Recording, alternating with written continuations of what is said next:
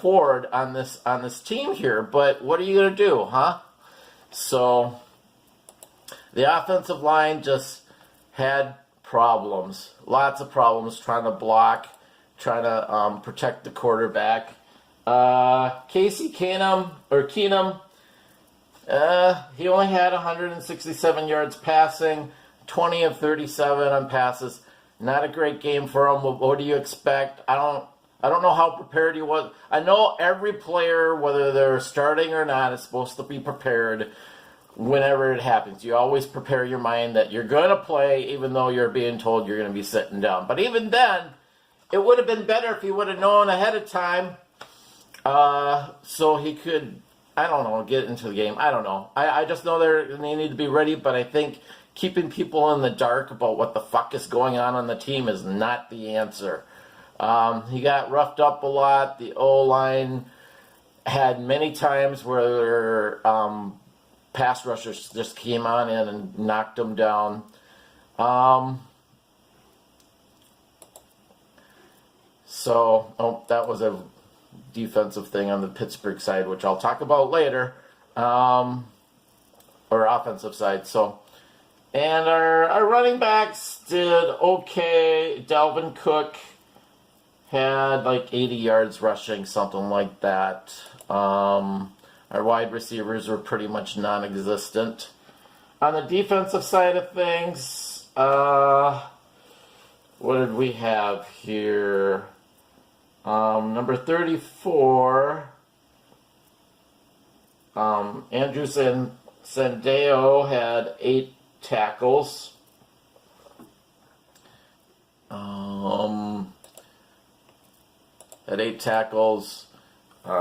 Anthony Barr, number 55, had 8 tackles. Everson Griffin, number 97, had 4 tackles with 2 sacks. Those were our highlights on defense. The one thing that was big that I noticed was time of possession. The Vikings had 25 minutes, 38 seconds. Pittsburgh had 34 minutes and 22 seconds. Almost 10 minutes more did Pittsburgh have.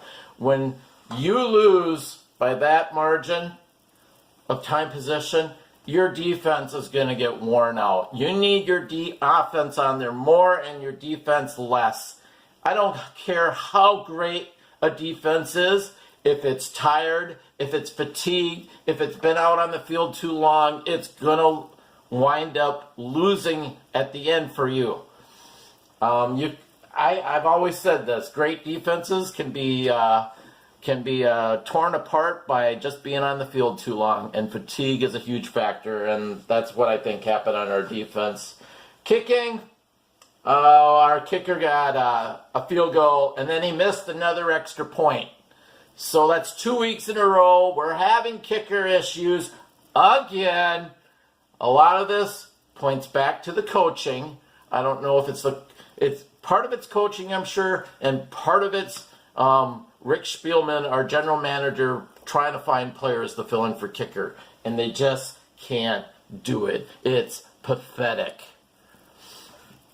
On Pittsburgh side, Mike Tomlin, what can I say about this guy? He was the chess master in this game. He was running circles around Mike Tomlin.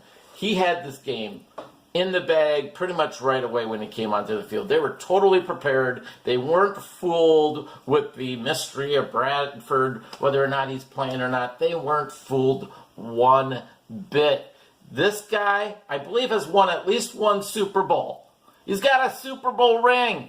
You're not going to fool Mike Tomlin. I'm sorry. It's just not going to happen. This guy coached a great game. He had his team ready to play and to win. Big Ben, nothing too flashy about his numbers, but you don't need to be flashy to win a game. You just need to be steady. And he had 243 yards passing, 23 of 25 completions. That's very good, that completion percentage right there. And he had 2 TD passes. And the other thing, like I said in my previous video, he's hard to get brought down. He's called Big Ben for a reason. This guy's big. He's a beast. He is tough to tackle. I was watching parts of this game, and I was just like, man, this guy is tough to tackle and to bring down.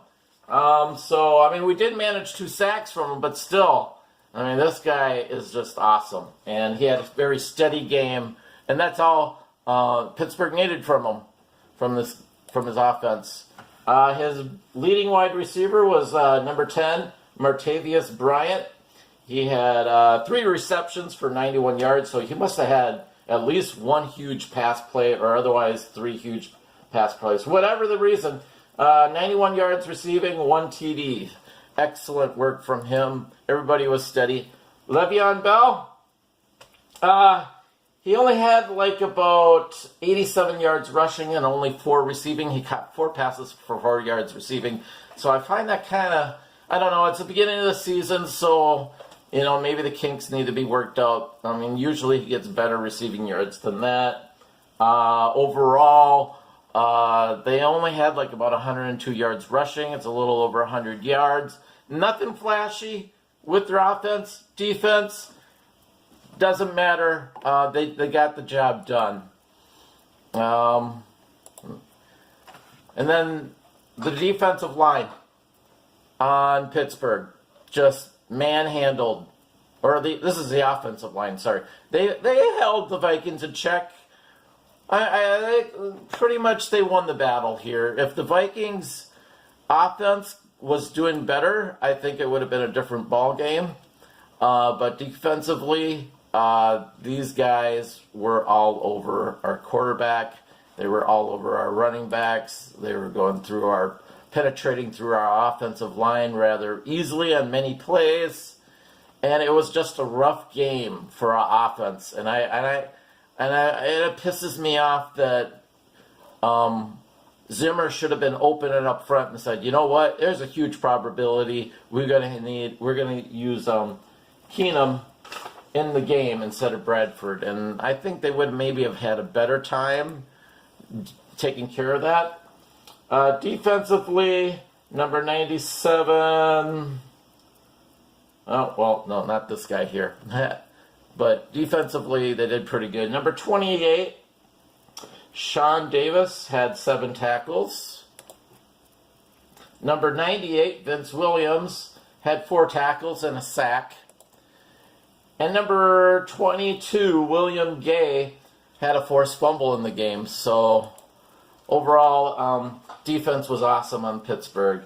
On special teams, their kicker, 2 extra points made, 4 field goals. They only needed 10 points to beat us in this game. But it's good to have a steady kicker in the game that can just rack up points as you go along. If you can't get into the end zone, hopefully have a consistent kicker. And I know Boswell is a very, very consistent kicker. And this is the type of kicker I would love to see on the Minnesota Vikings. So that's pretty much it on my final analysis of Game 2 of the season. Vikings lose the Pittsburgh Steelers 26-9. And I wasn't happy at all watching this game. When I turned it, I was a little bit late in watching. I had breakfast with some friends, and I was a little late in turning this on. And seeing that there was a different quarterback in there kind of pissed me off. And I was like, what the hell happened? And so we'll see what happens next week. I'll give you my prediction on Saturday. And I will talk to you guys later. Bye.